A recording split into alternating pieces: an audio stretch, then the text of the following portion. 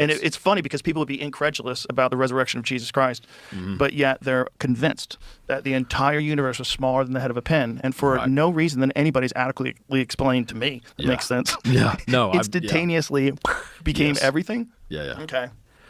I can't buy that. I'm sticking with Jesus on that one. Yeah. Jesus makes more sense. Why do you think it is that it seems like more bigger name folks are becoming Christian to some degree or another, like Candace Owens and who's that? Rod Schneider, your bride. Yeah, Ian Hersey Lee, Neil Ferguson, Russell Brand, Joe Rogan, Douglas Murray. Rogan. What are you doing with Joe Rogan? Yeah, well, Joe's already he's got a foot in the camp. He's a lot less disparaging of Christianity than he once was, which we all really appreciate. Thank you, well, Joe. Joe figured it out. Yeah. Because here's why. Here's the answer to that. Sacrifice is the basis of the community. Yeah. So is the idea that as people kind of understand this and begin to live this way, they become a lot more open to the Christian message and find it more persuasive? Is that what's happening? Well, I think they're increasingly apprehensive about the weakness of the alternative. And this is true. Dawkins called himself a cultural Christian like 2 weeks ago. Well, why? Well, how about because he's terrified of the Islamic fundamentalists? Yes. How about that? Yes. So afraid that he won't speak against them in public. Right, well, there's something to think about. Oh, you mean the Christians had something right? I guess so. What? Exactly. Oh, well, they had something right. It's like, yeah, they had something right. What is it exactly that they had right? Principle of voluntary self-sacrifice. That's a good one. Yeah. That's the central motif. Why else? Well, the humanists aren't doing such a great job, are they? They seem to fall into the camp of hedonism or totalitarianism at the drop of a bloody hat. And that's happened. It's happening now. It sweeps the campuses. They're the admirers of Hamas.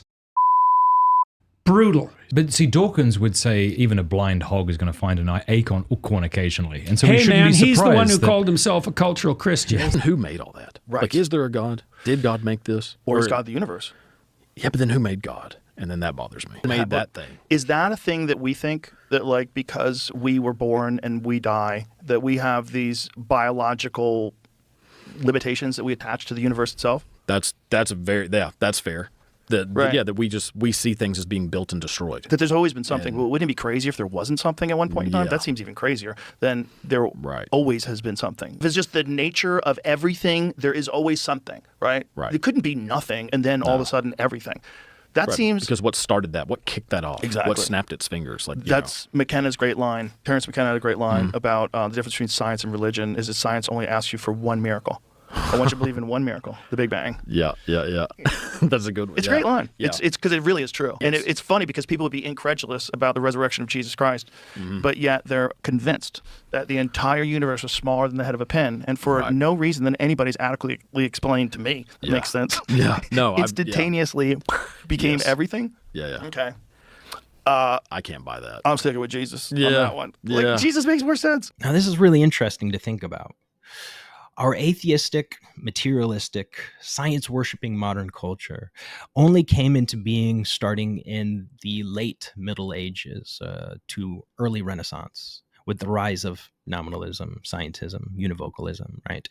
It's really only around 300 or 400 years old, max, right? And it's only been fully dominant in our culture for maybe 150 years, right? 200 max. I don't even think it's, I think it's about 150 years around there.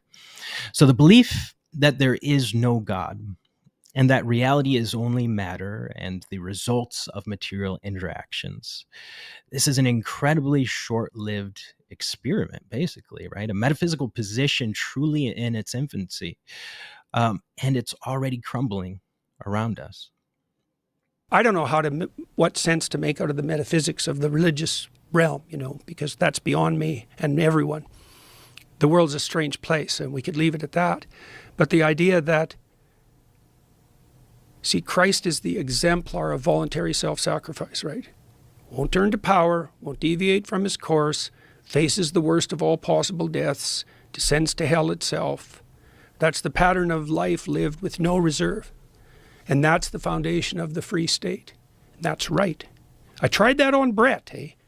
He told me when we first met on the tour that he felt that the biblical narratives were anachronistic, that they were written in a time that was no longer relevant to us. But he decided by the end of our 3 days together that if you got to the core of the message, it's alive, right? Wow. It's the living spirit inside the bush, you might say. Right. And that it's, so here's even the weirder thing. So imagine, it's pretty obvious that Christ is a symbol of voluntary self-sacrifice, right? I don't think that doesn't really come as a shock to anyone. But the weird thing is, we put that symbol at the center of our churches and at the centers of our towns for 2,000 years, not really knowing why. And the reason is that voluntary self-sacrifice is the foundation of the integrated psyche and the stable, productive, and abundant community. And that's right. It's right. And so, well, it's been exciting to have the opportunity over the last 9 months to go talk to people about that, because I've talked to about 150,000 people, I guess, public lectures. That to me is one of the most fascinating aspects of Christianity, regardless of whether or not you think logically these things took place.